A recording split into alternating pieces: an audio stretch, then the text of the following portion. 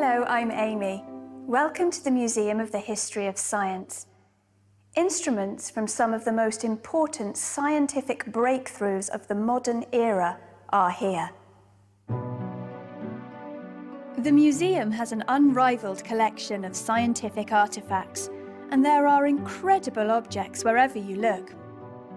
This device was used by the Italian inventor Guglielmo Marconi to illustrate how radio waves work.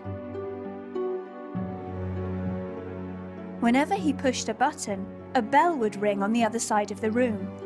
This was the first step towards the invention of the radio, which began the age of the mass media. Biologists in the 1930s and 40s used this apparatus to develop and test the revolutionary drug penicillin.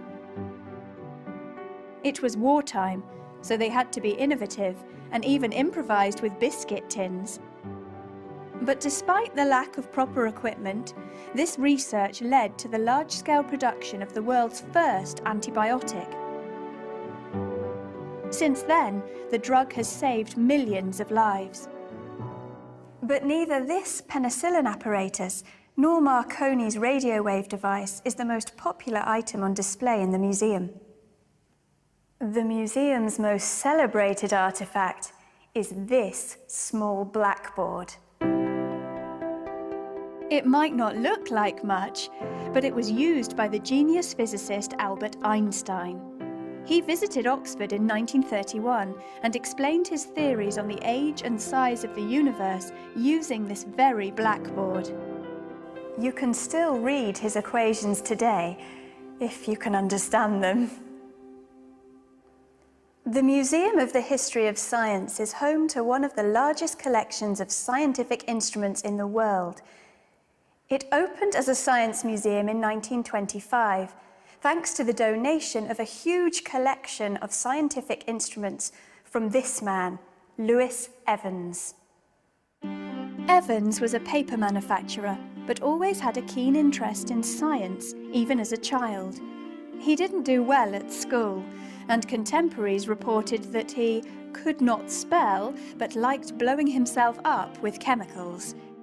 As an adult, he travelled around the world, collecting artifacts from the worlds of mathematics, astronomy, and navigation. He was particularly famous for his outstanding collection of astrolabes. These are historical instruments that predict the positions of the sun, moon, and stars. They were used by philosophers, navigators, and astronomers for centuries. They were a central tool of science in ancient Greece and Rome, and had a huge influence on the Islamic Golden Age and the European Renaissance. Evans also collected sundials, ancient devices for telling the time, and quadrants, instruments used for measuring angles. Today, Evans's items are still central to the museum's exhibition, but over the last 90 years, the collection has grown. These two beautiful 18th century globes, for example, one showing a map of the world,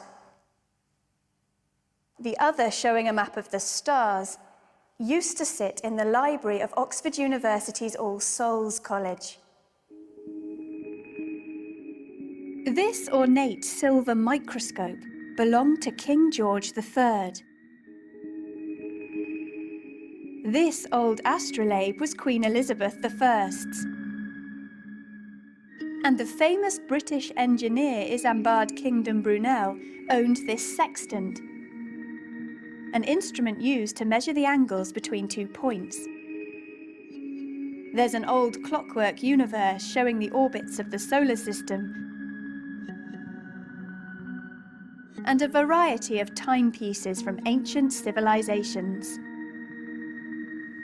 Some people think that science is all about facts and figures, but the items on display here, whether it's a beautifully crafted 16th century astrolabe or a wartime biscuit tin, really bring science to life. It's a wonderful combination of science and history, and thanks to the passion of people like Louis Evans, visitors can enjoy these fascinating objects for generations to come.